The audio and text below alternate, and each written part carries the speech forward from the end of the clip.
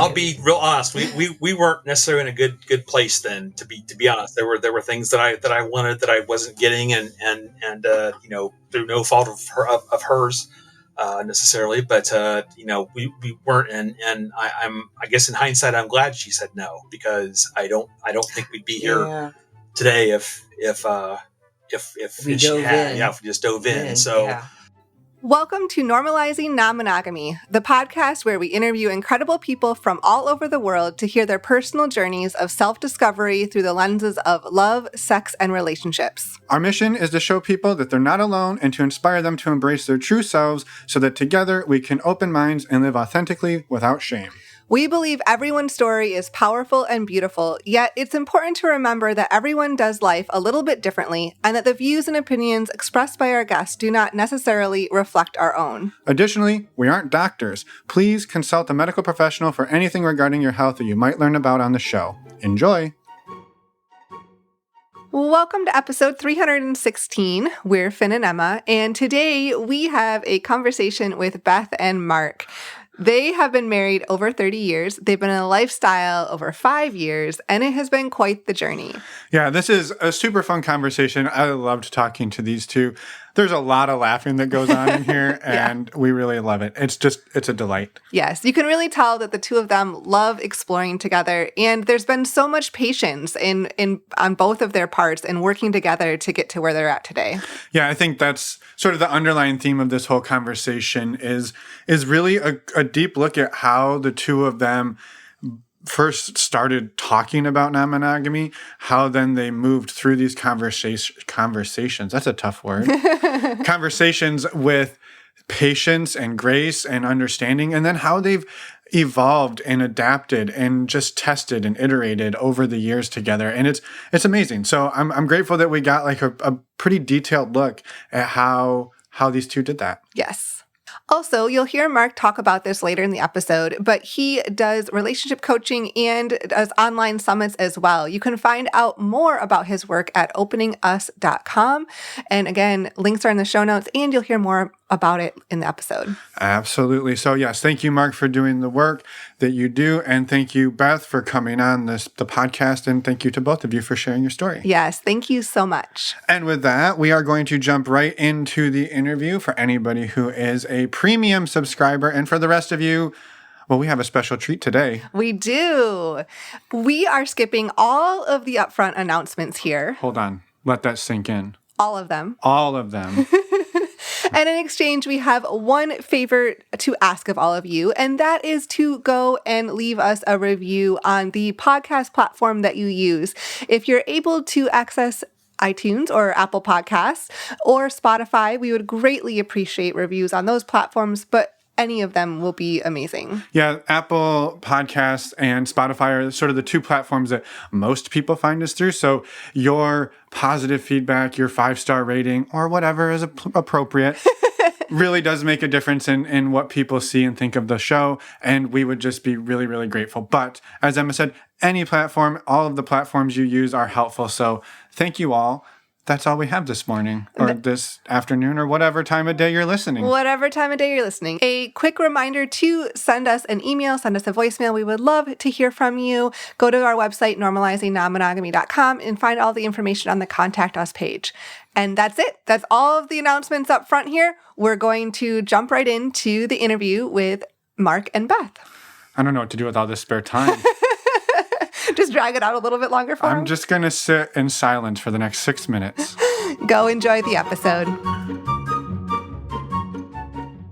Welcome, Mark and Beth, to the podcast. We're so excited to talk to you today. I can't believe we actually met you in person like 5 years ago. I can't believe how fast time has gone. On a beach in Mexico. Right? But we're so grateful. Thank you for being here today. Oh, thanks so much for having us. It's a shame it's taken this long. Yeah, exactly. Yeah, but good things come to those who wait, I think is the trope there. So yeah.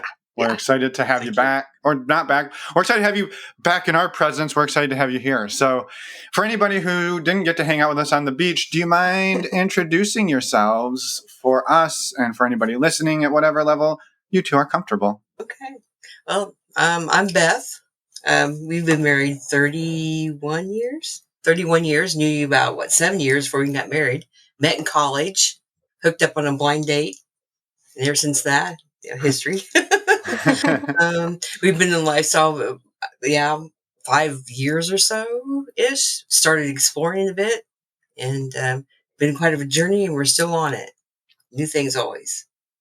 I love it. What she said. What she said. I love that it was a blind date, though. Like that, I think that's the mark of adventure to me. We'll just show up, and whatever happens, happens. And here you are, 30 some odd years later, on a podcast about non-monogamy. So who'd have thunk it? Never would have thunk that. 30.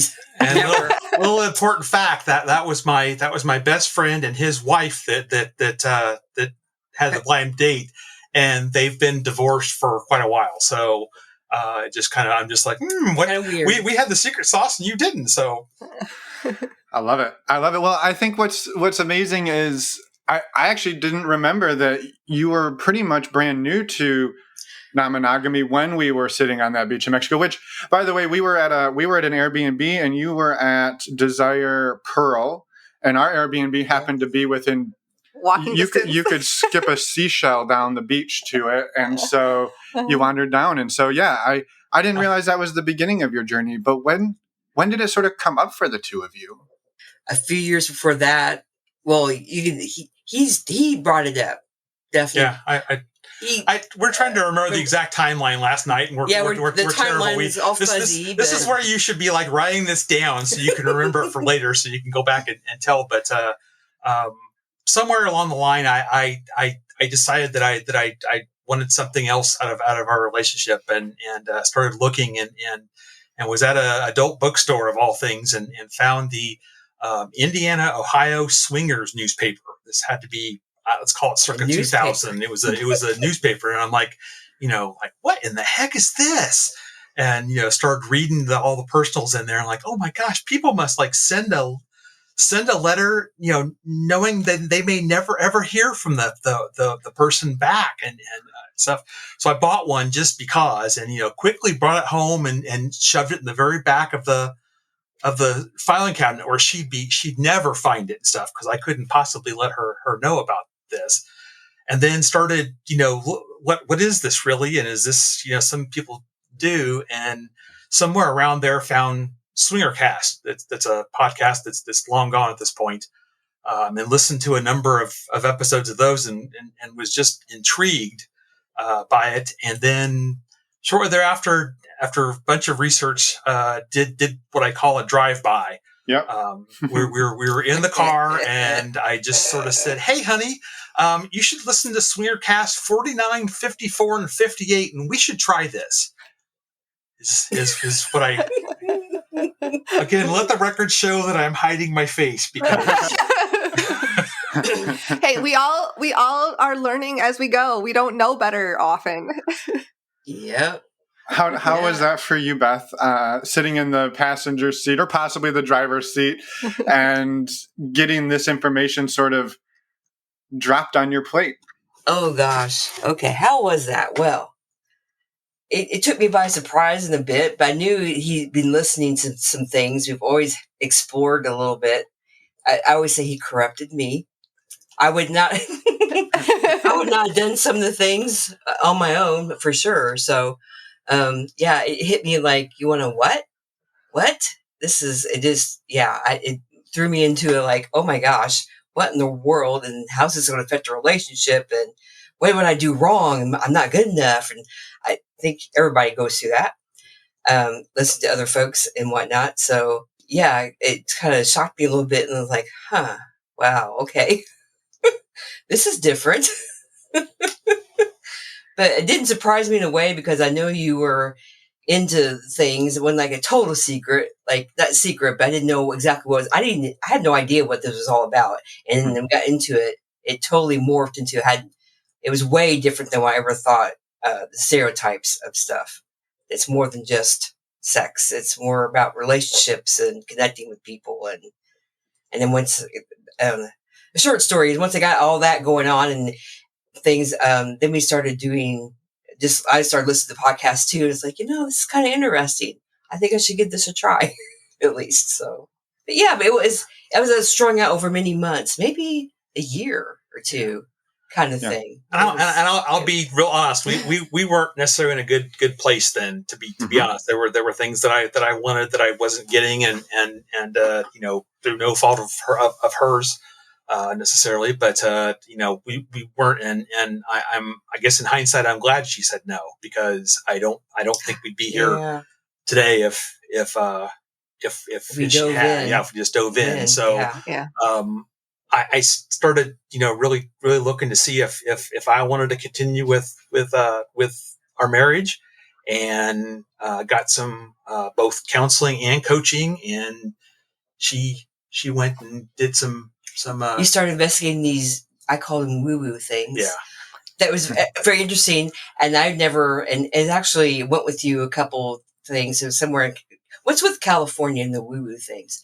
But they, met some interesting people. It's a thing. It's a thing. I so get it. Yeah, but it was all good. So it was good experiences or whatever. So then, we did a couple things, and I did my own thing, and learned that I'm not too old to try new things. So, and just kind of morphed into like, sure, let's try this. And we actually were much more solid ground before we actually started doing things, and did a lot of talking. Yeah. Well, I'd say so. Talking. So that almost a year, almost a year before we saw you guys, there was a Black Friday sale for Desire, that what would have been the Thanksgiving 17. Mm-hmm. And I came to her and I said, "Look, I've been watching this. It's never been cheaper. We got a year to figure it out. If we don't want to go. And what would you think about that?" And at first I was like, "Holy cow! What kind of resort is this?" I mean, I wasn't like surprised because you've talked about it, and then it's kind of intriguing. And it's like, okay, have a year to prepare for this. Okay. Why not? We did. There was things that we did in that year that kind of dipped into some things, and I said, okay. Who would have known that I would have? It was of course, it was nervous. The nervous, once you get there, it is right. Once you get there, everybody, it's way different. Like, holy cow, this is really fun. People are really fun and cool. Yeah. So. And I want to dive in more to that experience for sure, but I think what I'm hearing both of you say is that you have been together for a long time, been in a marriage for a long time. Sounds like there's some underlying curiosity and exploration throughout your relationship, but also recognizing like there were needs that weren't getting met, and trying to figure out if that was a relationship you want to stay in, what did that look like, and that this was part of that process, like going through and learning more about non-monogamy in general. And that was all part of that, like kind of uncovering and self-discovery for each of you, but also together. Yeah, I would have to. Oh yeah, agree with that. I mean, and during that time period, so we have a swingers club in town called Club Princeton, and we'd gone. I think even before I asked her to participate, we just gone just to be in the atmosphere. We wouldn't think about. I can't believe I did that. First, I just couldn't believe I was going to do such a thing. Oh my gosh! Oh my gosh! I still remember and now it's not a problem. It's changed a lot. I still remember that time required you to come into their office and do like an in-person interview at that time period and stuff to see if you were, that they'd accept you or whatever. Weirdos, We're like, oh, okay, and stuff. I'm like, what am I doing? But it was sort of the first thing, and then we started going to a hotel takeover in Toledo, Ohio, and we'd always talk about first, like what do we want to. What are our rules for this, and what do we want to get out of it? Yeah. And it's like, okay, not just going to be with each other, just but it got us used to and took care of the proverbial. Yes, they're not going to pounce on you when you walk in. Sort of. Stereotypes, whatever. That was my thing, and as I found out, it's nothing like that at all. Right. In real life. Yeah. So, I love that. I love to I wanted to touch really quick, Mark, or both of you, but Mark, especially on like the drive-by and the way you described it as the drive-by. And I think we did an episode recently with a couple, Brew and Mark, and he talked about how he backed the dump truck up, right? And you back it up and you just dump everything and you unload it. And it's such an interesting predicament, whichever partner it is that has to at some point share that they're interested in something, they've learned about something, because you kind of have like, it's a tricky spot. You can either you learn about it right away, and most people don't just be like, oh, I heard this thing, and they go right to their partner and be like, I know nothing about it. Let's explore it together. I think when it's something big and scary like this, then the natural reaction is like, research it, learn about it, figure it all out, determine if you want to do it. But all the while you're doing that, you're building an imbalance in knowledge and in experience. And then at some point, you have to go, well, shit, now I have to tell my partner about it, and I've got a freaking PhD in this stuff, and they've never even heard of it. And now how do you do that? And I think I loved how you kind of shared that, like, you did the drive-by, but it sounded like then you like took the pressure, you eased up, you hit the brakes, you're like, here's the information. Now you get on your journey, and I'm okay maybe waiting a year or something for you to get up to where I'm at, or at least get some knowledge so you and I are talking at least some of the same language. And I just think that's a really important, because there isn't a right way, right? There's not a right way to tell your partner.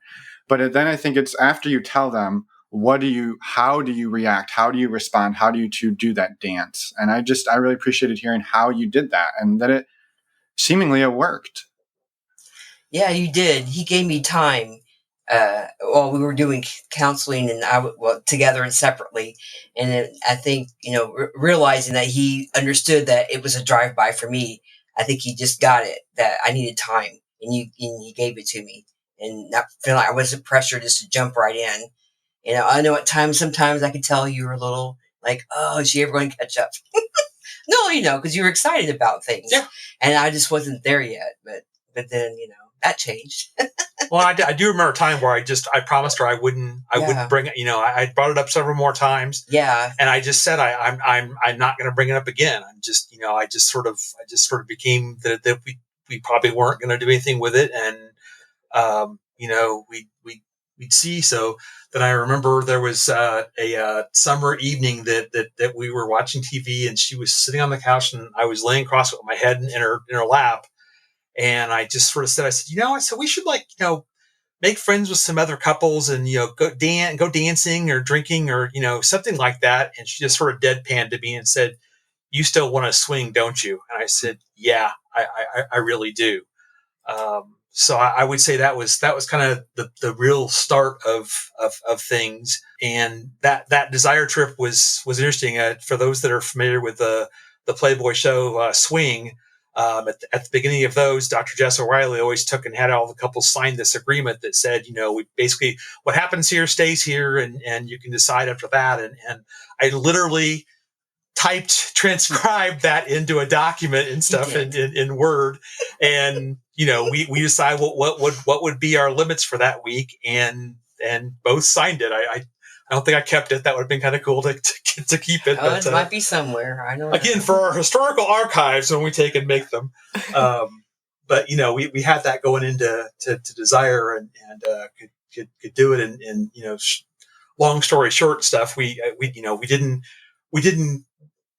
get together with anybody that week. But we just had it just was such a Desire. It just is such a relaxed environment, and just so easy to talk to everybody because there's really nothing to hide, with any clothes on, and so loved the people was the. You could talk about anything and everything. Yeah. It was all over the place, like just personal stuff to things they've done or they want to do, and then like, whoa, this is pretty wild. Or everybody just so relaxed about it and excited about it. So that was kind of cool. Yeah. So despite the fact there was still a question about, were we actually attractive to anybody enough to be able to want to have sex? We definitely, thought we wanted to continue with this. We just love the people so much. It was like, I feel like these are our crowd. So totally. And I think there's just, I think it sometimes gets glossed over as people have been in this world, the sex positive world, the non-monogamous world, swinging, polyamory, all of it. For a while, you lose the perspective that this is a paradigm that a lot of people can't even fathom, that it doesn't even exist. And so I think, to your point, one of the things that we often tell people is just go to a sex club. Sure, talk to people, but don't go with any expectations that you have to do something. Like, just see that world exists. Like, that is, for a lot of people, that cracks their worldview open in a way that nothing ever has. And so going to a couple's resort, a swinging resort, a sex resort, like, just that experience alone is often enough to be like, my cup runneth over with new experiences. Just here with you, experiencing that this place exists in our world and it now exists in my world. And I think there's a lot of power in that. Just that as a first step. And I also want to comment on the fact that you had, you kind of were joking a little bit about like, oh, we had this agreement that we actually wrote out, but I think that agreement is amazing. Having that is really critical, because whether you wrote it out or not, but you were very clear that you were on the same page going into that trip, at least like what the expectations for that trip were to be. And then if they changed while you were there, then that's another conversation, right? But like, to be on the same page and then to go into the trip with those expectations, as with any experience, like, that's critical, because then you both know where you're at, and you can then follow through with those expectations. Like, that's what creates the trust and safety and everything in that relationship, is like actually creating that container and then following through with it. And I just want to comment on, like, I think that's really cool, actually, that you had a whole written agreement at that time. That's what you needed. Plus, it's fun. Like, that's a fun experience to sit down and write together and talk about. Like, even that's like foreplay in a lot of ways. Well, it's like, there's only 50 episodes of Playboy Swing. We could be 51. I mean, right. That's right. It's never too late. So where did the adventure take you to coming home from that experience? Well, actually, we enrolled in a year-long training program right after that as with, I'm not going to get into it, but it was with Landmark, and that literally went from February of 19 to February of 20 till COVID started, and so that consumed a lot of our time. That just consumed a lot of our time. We just did, but we still managed to make it up to Toledo. Yeah, we still went to a couple hotel takeovers here and there, but as far as really working on it, there just wasn't time between our jobs and our son and that program that pretty much took everything up. But then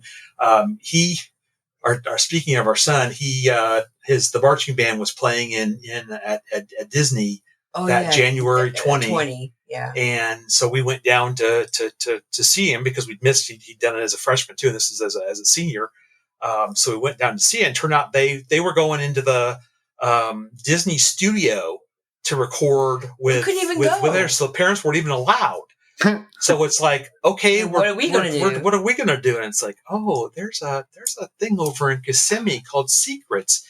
Hey, let's go over there a couple days and see what that's about.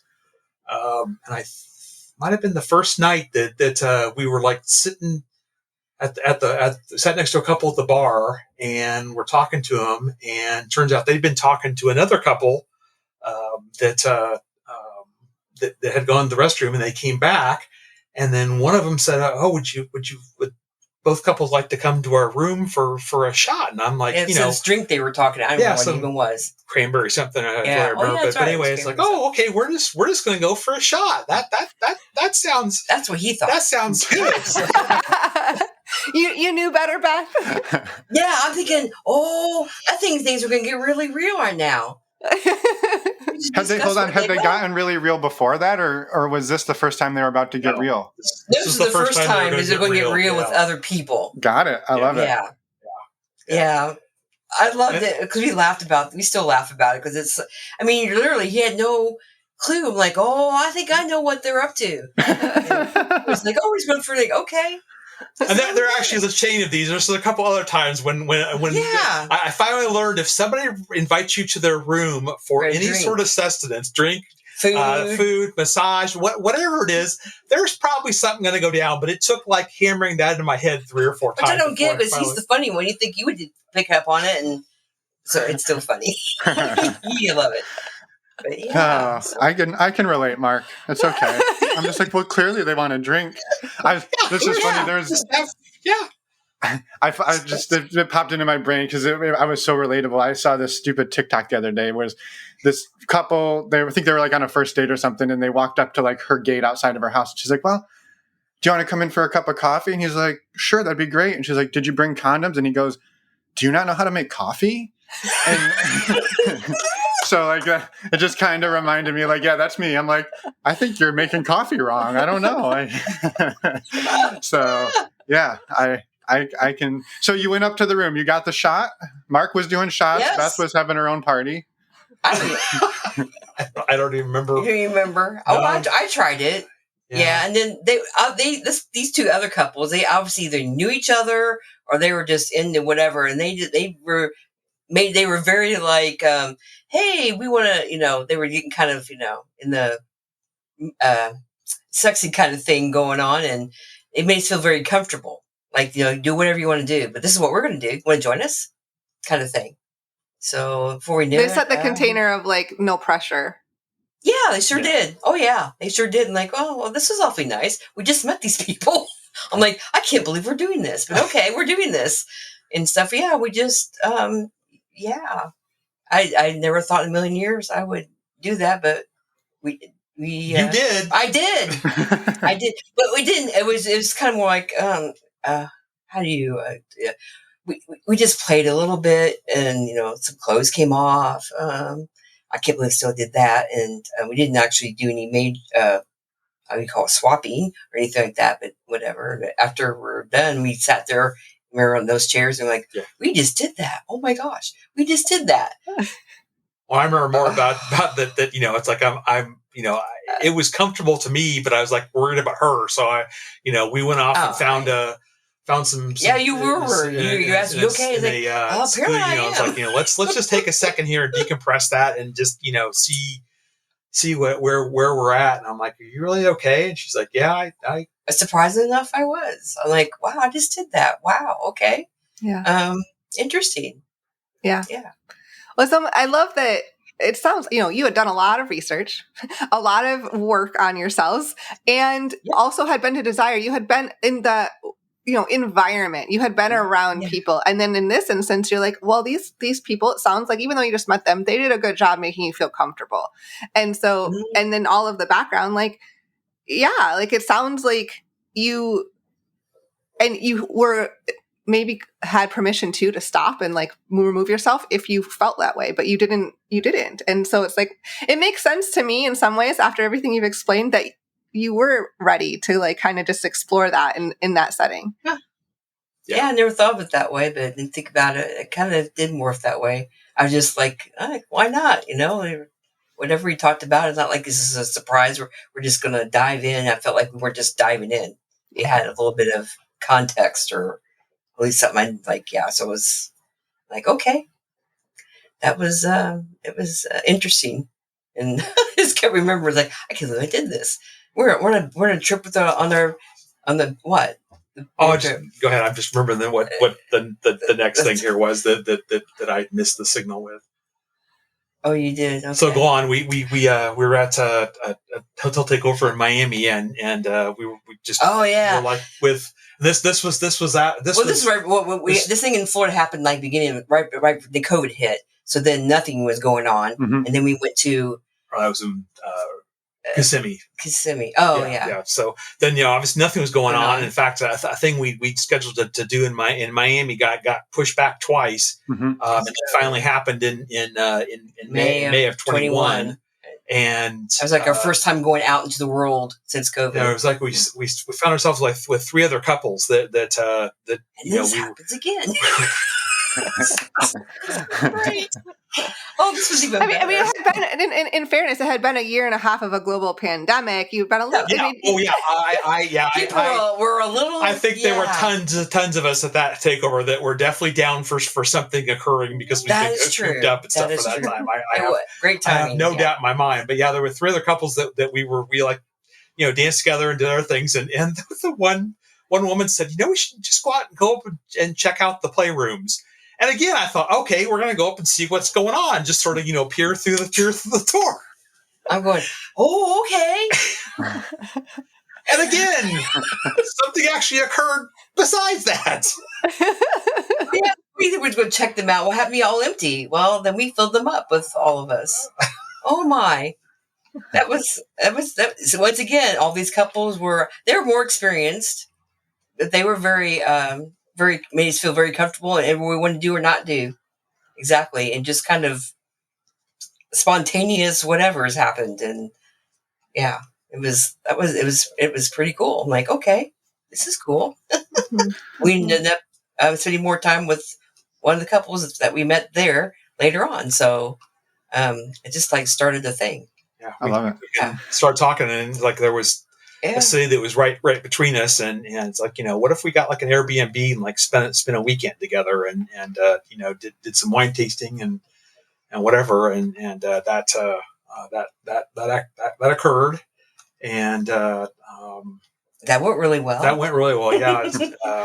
It was, for that one, Mark, did you realize that wasn't just wine tasting? That was a euphemism. Did get that this time, but I didn't think it happened again. It was hilarious. Yeah, he did get that one. So yeah, so now he's on the same page. Now I think he's learned how this kind of. It's hilarious. 3 times, only 3 times. Hey, that's way less than me. So I give you a lot of credit for that. I'm curious, then where have you two landed today? Sort of in what? Well, so I was going to say about that was we talked a lot about did we want to did we need same room? I mean, I knew we definitely wanted same premises. We did but we got an Airbnb that had 2 bedrooms, more for for this trip. You're talking about for this wine tasting trip, this trip. But I think it was the main. Well, the other couple was very more experienced, so they were being very. We were chatting a lot about what we hope to happen or things that we've experienced and what we'd like to experience. They were very helpful and kind of giving us things to talk about and that we're real comfortable with. Pretty much did a lot of chatting before we actually got together that weekend. Yeah, but then so, it was a thing for us whether it's like I really enjoy the compersion I have for seeing her being pleasure, but it does distract the heck out of me. So it's like could we? And this other couple were real nervous about it for the first night. I'm like, let's just if it will stop if it's too much, but let's just try this because I thought it'd allow us both to concentrate on our partners together, and it actually worked out very, very well, I think, and it has kind of become our we're in the same premises in different rooms. It kind of is fine, and it worked out rather well, especially if you know both the other couple pretty well, got to know them pretty well. So and it's even more from that. Yeah, but that was that. Oh, sure, it had to be same room together. Maybe same. The things, and then that happened. It's like maybe not. We could explore this other thing, and kind of as we felt comfortable, we knew anytime we could stop, or we could change the plans, and everybody was on board with it. Even the other couple too. That was kind of cool. Way to explore things. Yeah. I think what both of you are stressing is the importance of communication, between the two of you and also with the other people, the fact that there can be open lines of communication of around it all of I want to try this. Are you sure? Yes. But I want full permission to stop it at any point. Of course we all need that. But just stressing the importance of calling that all out instead of making assumptions. And there was one time that I did have to call a stop at that on that weekend because we negotiated that this area was off limits, And all of a sudden she asked me to go to that area. And I'm like, wait a minute. We didn't discuss that. Well, no, we discussed that we weren't going to do this. So it's like, is this really truly okay? Or is, and it didn't linger. She's like, yeah, just go ahead. And I'm like, okay, I just am double checking that, cause we'd said none of this. So, that's what I was expecting. It just, it threw me for a little bit of a loop, because I'm like, no, danger, Will Robinson, danger, there to stop. But that worked out fine. And then when we were in Desire last November, there was a couple that we'd been with before, and he was interested in being with Beth again, and she wasn't interested in being with me. So I'm like, yeah, okay, why don't we try this and see what this is like to do a separate sort of thing. And it wasn't, I don't think definitely wasn't jealous or whatever. I think I maybe felt a little left out and stuff, that I wish I had somebody that I'd arranged to a date with or something at the same time, even if it was just to have a drink with or something.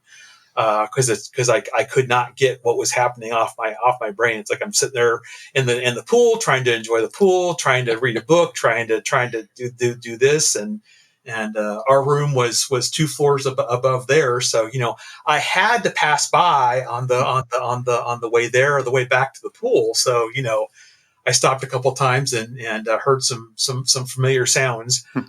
So I'm like, okay, good. She's having a good time, and we're all fine. But it's just the I guess the thing to find something to fill that time, to just sort of not feel that uncomfortable feeling. Like I said, I wasn't worried about it. I wasn't even thinking about breaking down the door to stop it or something like that. But realizing now that I wish I'd just taken the time to process that and sit with it and understand what it was. But I was I can read this, or I can take it and I'll listen to some music. That'll do it. And just kept trying to distract myself, and it just wasn't working. But I think that was good. I mean, it was a good first try. And then this was, I guess, been this year. Yeah, this year. Geez, I keep forgetting where we're at. I was going on a business trip. You morphed again. I morphed again and stuff. And I actually started months before. I said, do you know what a hall pass is? And she said, yeah, she did. And I said, can we start talking about if that's something you'd be comfortable with me doing while I'm on this trip? I said, I don't know that I'm going to have the opportunity, but I said, I had to think about it for a while, for a little bit. Yeah. Oh yeah. I had to think about it. You gave me time you could check in with me. It's like, I'm still thinking. And then I'd ask him questions about things. And then I felt like doing research, or I don't say research is a thing. We had we've heard of other people doing it, how much fun it was. And the one that was not doing it versus the one that was. And then we came to a thing. It's like, well, I want to know about the person. I may not know them, like kind of like who you're thinking about. So these people you know that who it might be or could be or whatever, just kind of general know. The group that he was going to, I was kind of familiar with some of the things when he talked about them and stuff. So I'm like, okay, it's like a neat group of people, and I think I'm okay with it and everything. Hmm. But you got to tell me about it. I'm going to point out that during these discussions, so she said, "Oh, so I owe you this because of desire," and I said, "Absolutely not." Yeah, I said, that was hard. This is not. Do that. Yeah. This is not. If you're not comfortable with it at all, it's a no go. I said, this is definitely not tit for tat. That I'm asking for here, because I don't want to play it that way. I mean, I don't want us to have that sort of relationship where because things just aren't going to be even. I mean, that's all there is to it. We're finding that out. Yeah. Now I get it. I hear couples talk about that. They kept finding a couple where both are attracted to the other or whatever, and how hard it is. I thought that was like, oh yeah, right. Now I'm starting to get that, why people come up with these other scenarios as you get more into whatever and what you feel comfortable with, and trying different things. So so that morphed. I love that. I love the theme that that keeps coming up for me is just that the foundation you two built to explore from is amazing. It's so much communication, and the sort of the idiom that keeps coming to my mind is go slow to go far. Like you're not like, oh yeah, this thing would be fun, but like I don't need to sprint there. Like we could walk there slowly, and we can stop, and we can enjoy the journey together more than like it's not about what is the end goal, right? Like I need this thing. How do I get there as fast as possible? It's how do we get there as fun as possible? And I think that is really an amazing way to go about doing this. And it clearly you two seem to be enjoying it. That's the journey. They always say the journey is half the fun. Yeah. Destination. I agree with that. Yeah. For sure. Yeah. I love it. I also just wanted to touch on the imbalance, or things don't have to be the same. And I think that is one of the things we see often happen, and we've experienced this, is when you first learn about this, right? Mark does the drive-by and you get a snippet, and then as you start to expand and as he starts to expand, you both start to learn about new things. And there's a pretty good chance that as you're both learning about all of this, that one of you goes, that thing sounds really interesting, and the other one goes, this other thing sounds really interesting. And now you both have, while you might have some similar interests, you have new interests, and maybe they don't overlap, but now you might be able to find other people to explore those while you can still come back together. And so I think that is also like a really natural trajectory that I don't know that we've even really talked about in that way, that like, as you're both expanding what is visible to you, you're going to find new things, and they may not be the same things because we spend so much. I mean, Emma and I did this. We did so much together in our lives, swinging or not, that so much of our interest overlapped just because we didn't have a worldview that was bigger than each other. And as we opened that, we're like, oh, there's this, and maybe we don't like all the same things, but that's scary. Oh yeah. Oh yeah, you said that very well. Yeah, that's nailed it. Yep. Well, speaking of things, we said, we were like, look at that polyamory thing and stuff. Now it's just too much. It's not for us. And then we met the couple from somewhere, somewhere. And we've become very close over this year. So I'm trying to remember when we first. Only because they showed a picture of the new remodeled bathroom, and he wanted to know, like, well, how did we get invited to this new remodeled bathroom with a big shower? And he said, well, we'll invite you over. Just come over. And sure enough, we did. Oh my gosh, and been friends ever since. But, and we generally now see them every like 4 to 6 weeks. We go there, they go here, so they come over here, something like that, and it's given us pause to go. I've asked her. I said, so if they lived here in town. Oh, yeah. What might be possible in that? Something we definitely weren't looking for by any means, but we all four get along so daggone well that it just seems like that's a big possibility if we were in the same city. It might be, we'd like to have fun. But even at that, like you're going slow. That's yeah. That was going to be exactly my thought. You're allowing it to be what makes sense, right? Maybe if they lived next door, you would see each other much more frequently, but you can still have all the fun and the excitement, but it just looks a little different because they live where they live and you live where you live, and everybody's doing whatever. Like, I think that's the beauty of it, is to say, cool, it's there, but here's what we can practically do with that. And the other stuff can be a thought experiment, like what you're talking about, of like, well, if they did live closer, what could this look like? And just, thinking about that all, it sounds like so much of your journey has been that, of like these different experiences and giving yourself time to talk about them and sit with them and think about them. Yeah, I love it, because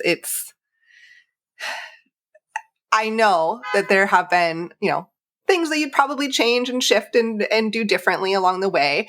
We all have that.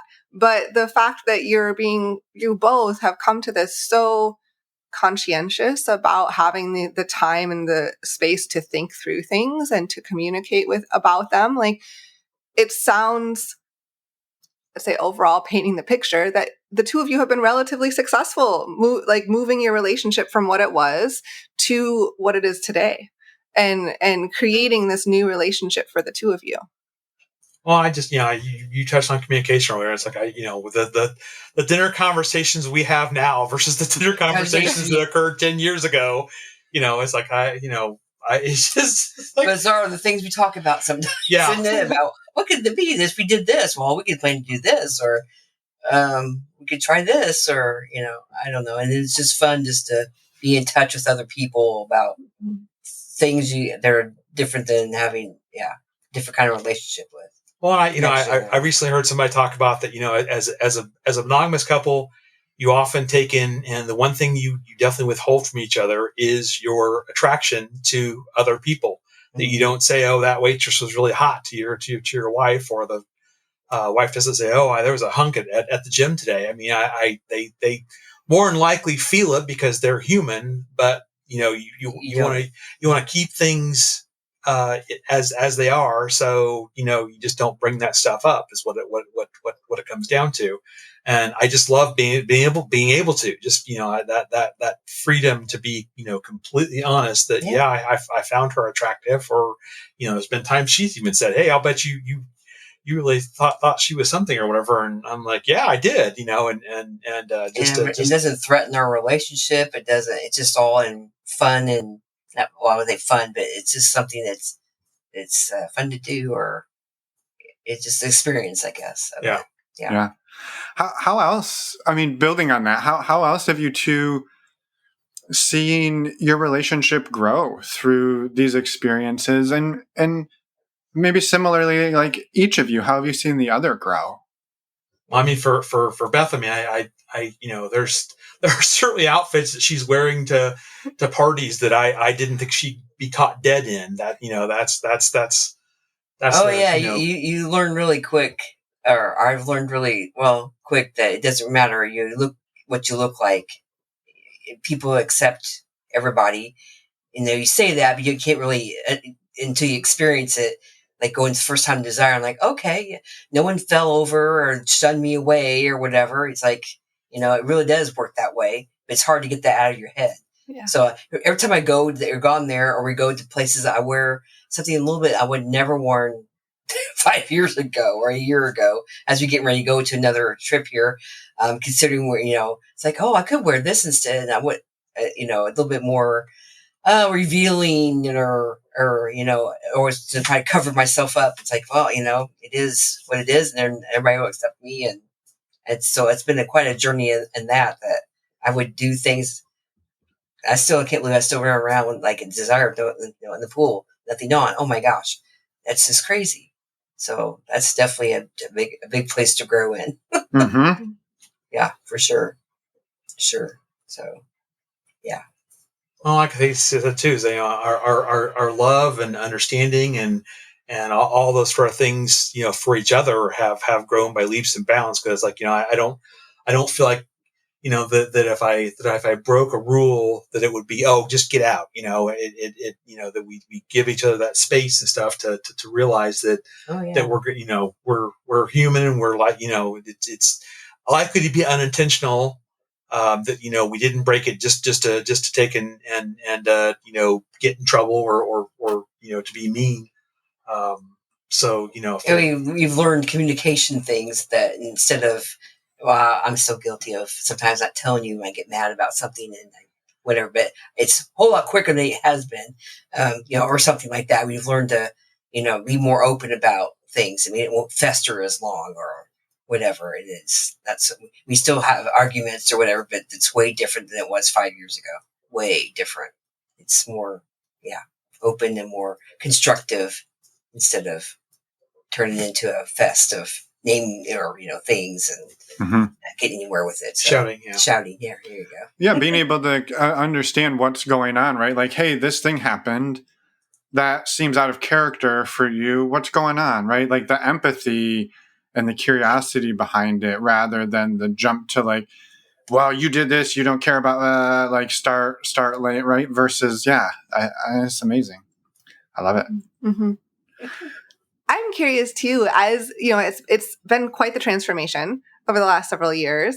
How open with other people in your life have you been about this? And have other people noticed that something is different? And I'm just curious if you could touch on that. Beth's wearing those outfits to the grocery store now, so things have really changed. I'm not talking about that. I'm more meaning like if people notice like a it's change. amazing. She rushes right in, goes to the pineapples, and puts them upside down all over her cart and stuff. It's like a parade float. You're hilarious. As I think you're going to talk at the beginning, I've started doing some coaching around this because I would love, especially men, to be able to experience this and to have the courage and I don't know what else to be able to ask their partners and see what they could create together. So in doing so, it's like I felt like we've got 4 family members that we're really close to, and I said, I really think we should tell them about this because I really don't. I want to control this narrative. I want to be able to take and tell them, beforehand and stuff, so that if somebody goes, well, that name's a little different, but that's clearly Mark, and on this website, that we could do it. So one of those was our son, and that was the easiest conversation ever. He's 21, and we just went out to dinner, and we decided to tell him that night, and told him, and he goes, so. And it just so I'm like, okay, so what would your relationship be like if you had? Oh, well, I'm going to design my own, and we're going to sit down and talk about exactly what I'm like. Who are you? I've never even heard him talk about having a relationship, let alone this. So, well, yeah, he probably because he knew we were doing something because we'd be gone, and he would stay with people, or as he got older, we'd be gone overnight somewhere. So then we, kind of filled in the things. So, but we were a little just surprised. Playing cards. I know what we were doing. Yeah, but we were just a little bit surprised it didn't didn't seem to faze him all that much, or like, oh, okay, I see. Like, oh, we were prepared for all kinds of different scenarios, but maybe not that one. But like, okay. and then my sister, when Beth and I were having trouble years ago, I confided in her and said that I'd ask her I asked Beth to do this. And I still remember the words, don't you do that. You don't do that. And so I thought, wow, this is just she's totally against non-monogamy, and this is just going to totally go just really badly. So we got together with her and told her, and she's like, as long as you two are happy, I'm happy for you. And so I said, well, what? I said, I repeated it back to her, and she goes, do you realize you were talking about divorce?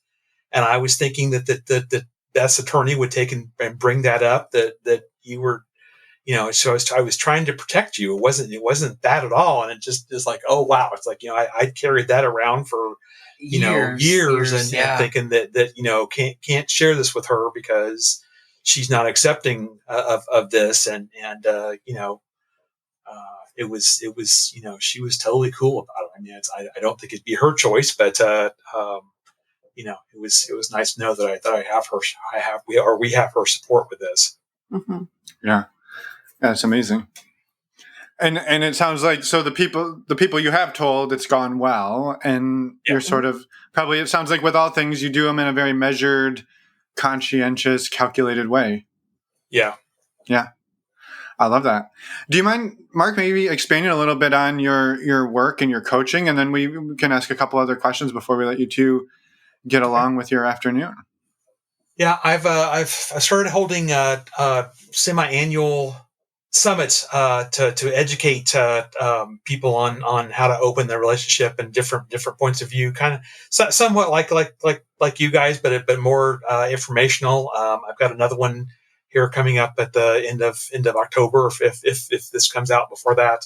I give you the link that people can sign up for it, and using that to try to just educate, because I think there's so many people out there that have seen something in the media about this. I mean, my gosh, Vogue ran an article, or has actually, I think, run multiple articles now about non-monogamy, and I'm just like, if a predominantly closed magazine is doing it, then this is kind of here to stay, and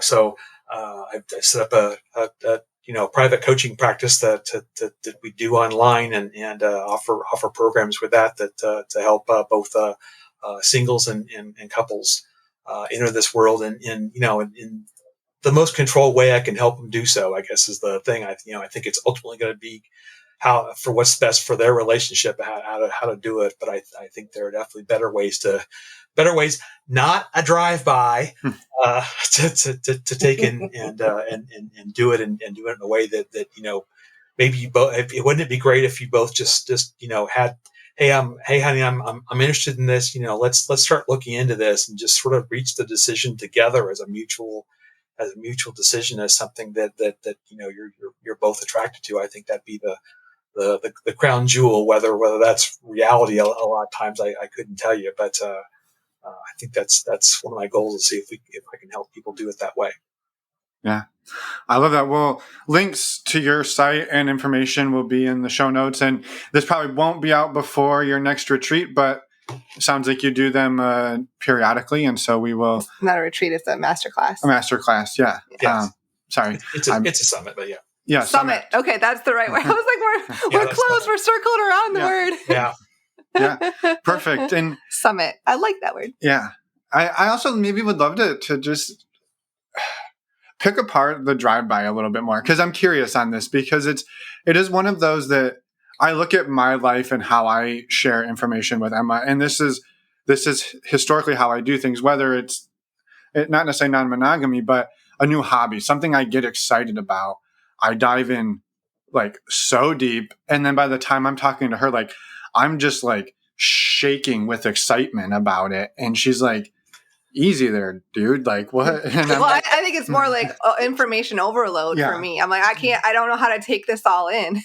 Yeah. And that's been my work then, to say, how do I titrate this? Like I could unload the fire hose, or I could dole it out a little bit softer. And I think it's just such an interesting quagmire problem that you run into, where you want the information, you want to share the information, but you also have to support the other person in finding it their own way, while you have to be patient. And I don't know if there's a question in there. It's more just acknowledging that this is an experiment or an experience that we hear people have so often. One person goes all in, and the other person feels like they're just lagging behind, and it's so common. Yeah. I think there's a piece of this too, of like accepting that if you are the person, well, for both of you, for over two people, if one person's trying to disclose something and talk about something, whether it's non-monogamy or not, to the other person, like you're probably not going to nail it on the first time. Mm-hmm. And like it's going to take some practice and some trial and error, and having the grace for each other we're all humans trying our best to know how to communicate, and we don't always nail it. Yeah, what I was going to say, we don't practice doing these sorts of things. I mean, we don't multi-amory has a great framework for doing like monthly check-ins. Mm-hmm. That I think is that would be fantastic to at the moment that you decided that this is something you might want to talk to about while you're still researching, start having those meetings and stuff, just so that those relationship beings become the norm, and that it gives you both a chance to bring something to that meeting that you'd like to explore, you'd like to new interests that you found, or whatever that gives you the space to do that, and that you don't have to take and do it via drive-by. Mm-hmm.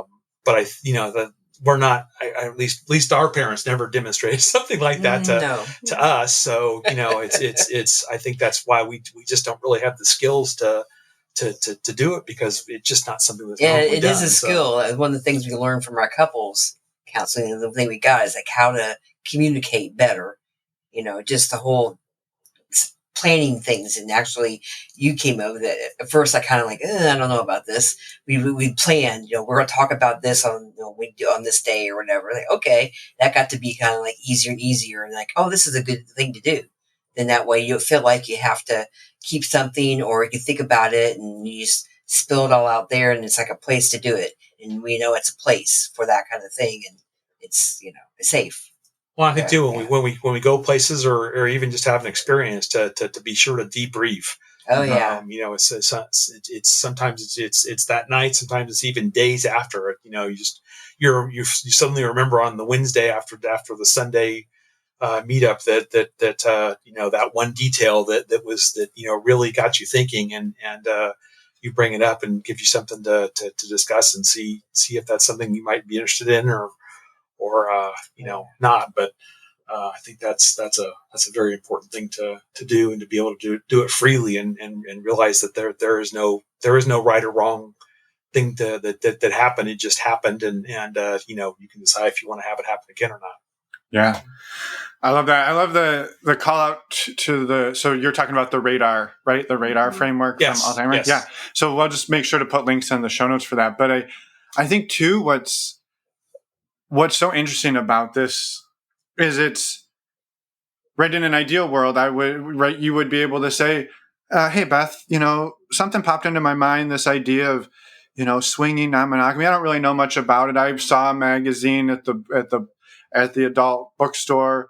I just wanted you to know, like, that's a thing that I was just, noodling about. Like, that's to me, that's a very scary one to go with versus like, hey, I was thinking about starting a garden. Like, I don't know. I'm just thinking about it. I got interested. Like Beth's gonna be like, okay, cool. I don't know. Build a garden. I don't care.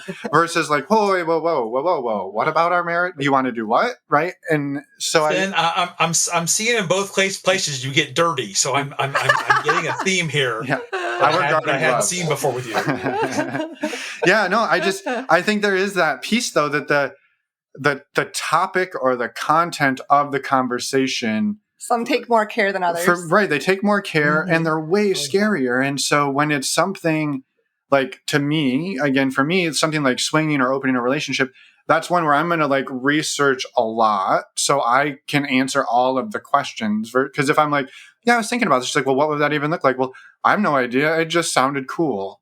Then like, that's, to me, I don't know. There's a difference there, but yeah, I think it is important to be able to, like, my dream is to get to a place where I can bring up anything in my partnership and say, I'm curious about this. I'm also scared to tell you that I'm curious about this.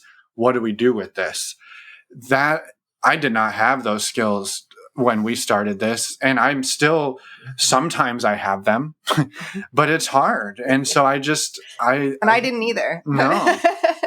No, back to the whole thing. We're never taught this often. Mm-hmm. Yeah. No, they need to do something about that kind of area. I mean, there was at our swing club a couple months ago, they were having hot white night, and that's not the thing that we typically do. But I'm like, what if we just went and you were hot? That's what started coming around my head, and I'm like, she'll never go for this. It's like I'll just pass it by. I'm like, no, I want to give her the chance to answer this. If it's not something she wants to try, fabulous. I'm okay with that. But at least I gave her the chance to answer it rather than just taking the answer that I think she'd give me in my head.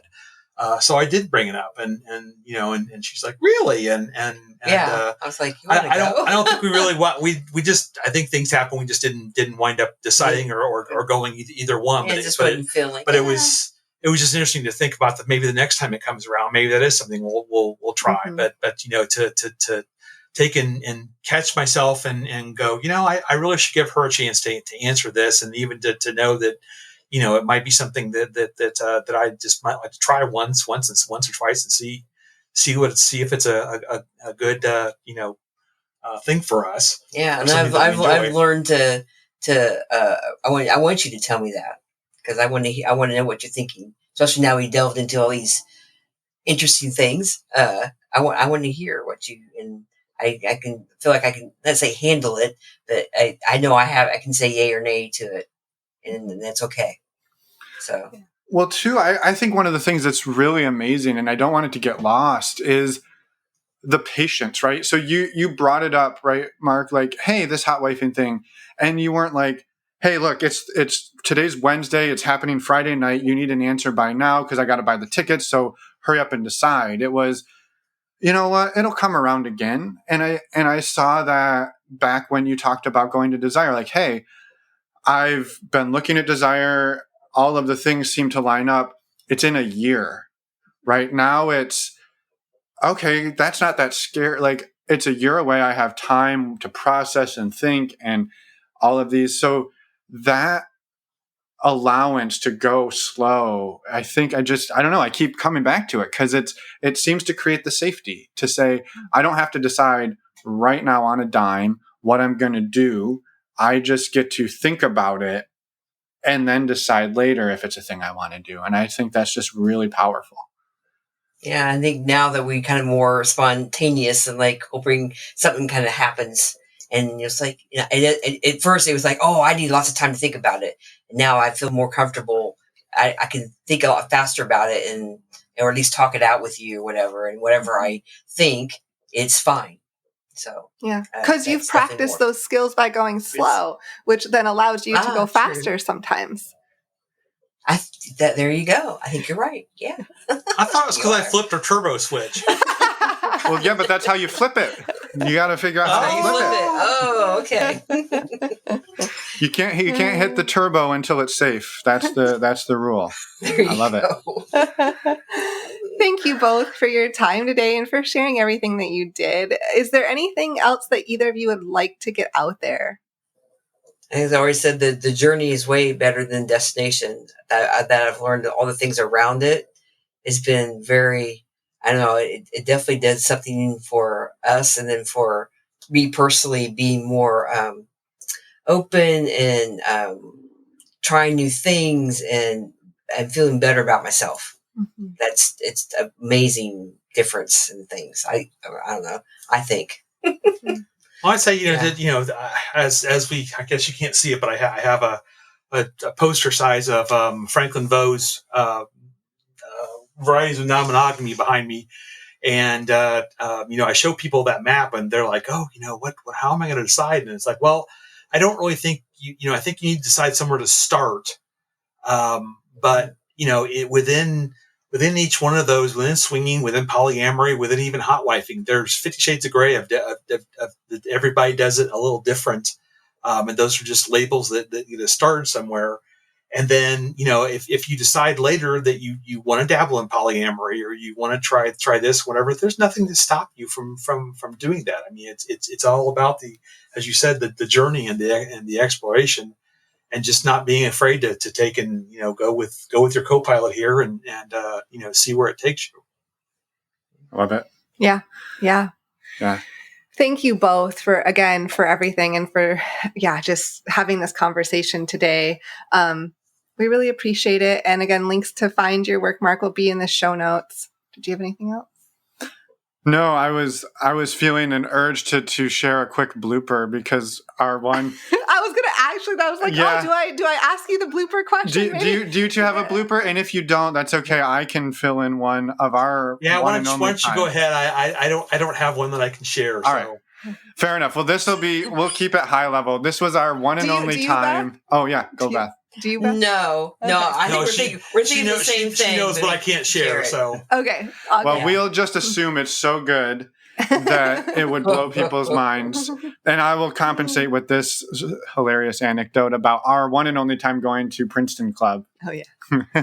This was the time that we stayed at a hotel. We were driving a hand-me-down 1999 Camry. So when I say we had it valet parked, not because we're fancy, it was a requirement by the hotel that we were staying at for free with hotel points.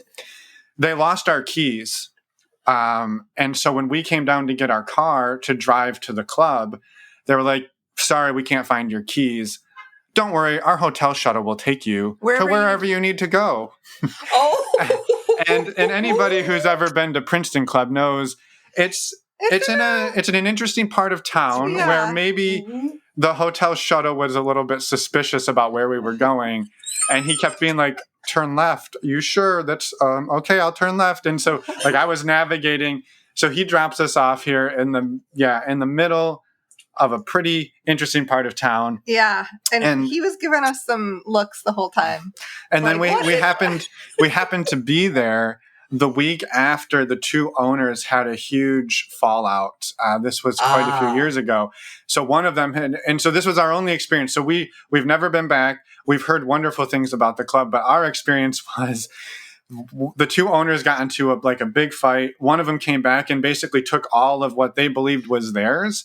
And so we Including were like all of like the audio equipment, the posters on the wall. Like it was basically stripped of everything that made it a lifestyle club.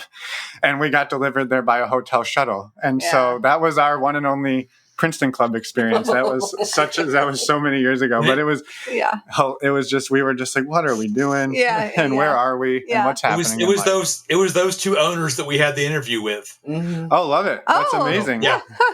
That's how long ago that was too. Yeah, exactly. Yeah. So we had our experience. So again, no comments on what it's like today. We've heard it's lovely, but that was our one and only hilarious series of events. So. Yeah. All right. Getting dropped off by the hotel shuttle. That was quite the experience. And hopefully the hotel shuttle came back for you as well. We decided we were just going to call a taxi. So we were like, we don't need to do that in reverse. That was enough. I was like, I don't know if Uber was a thing back then. I don't think it was. We taxied home. So yeah. The good old days. Yeah. So well, thanks so much for having us. We really, really appreciate your podcast, and I can really tell that you both are able to take what we as guests talk about and find recurring themes and pull that out where I don't think if I was doing it I would have that skill at this point to do that, but I can tell that you really honed that skill, and don't ever change the theme music. Fair enough. All right. Well, love it. We don't know what's happening anymore. We'll see. We'll see on that. But yes, thank you for your kind words. That really means a lot. Yes. Thank you, Mark. And thank you, Beth, both for being here and for being amazing. And I'm glad that you like the theme music, by the way. Yep. Or that you've just grown accustomed to it after 5 years. Tolerant. Yeah. Everyone's grown tolerant of it. So I love it. Well, have a beautiful afternoon, and we will talk soon. Thank you. Take care. And we're back. Thank you so much, Mark and Beth, for coming on the show, for sharing everything that you did, and just for the amazing work that you do, too. Thank you so much. Yeah, as Emma said, thank you both. This was a wonderful conversation and a really great look behind the scenes at the process that you two took to open and to then continue to iterate and open and that whole process. I don't know. I was blown away by it, so thank you. Yes. A few quick reminders. In the intro, we actually asked you to leave us a review, either on Apple Podcasts, Spotify, or any other podcast player. So I'm just reiterating that real quick. And wanted to tell you all that our next virtual meet and greet is on December 9th. You can find out information and sign up on our website, normalizingnonmonogamy.com, and click on the events tab. Yep. You can also find out information there about how to send us a question for our Ask Us Anything episodes. Episode 2 just came out this past Friday. It was wonderful. And we've got some really great questions for upcoming episodes, but we need more. We would love, love, love your questions. So please send those in. And next week, we have an interview with Joe. Come back in 1 week and listen. We are excited to share all of that with you in a week. Until then, enjoy your weekend. Happy almost December. And we'll see everyone in a week. Bye, everyone. Thanks for listening.